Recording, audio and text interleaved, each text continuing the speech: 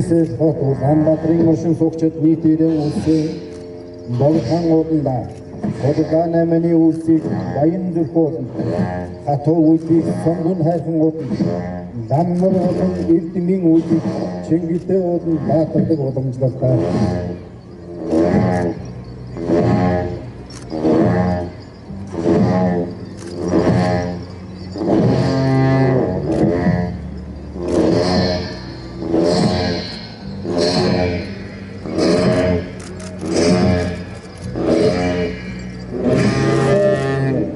Citizens of Ulaanbaatar, the capital of Mongolia, gratefully worship this four sacred mountains, and businessmen and salespeople go to Bolthang Mountain.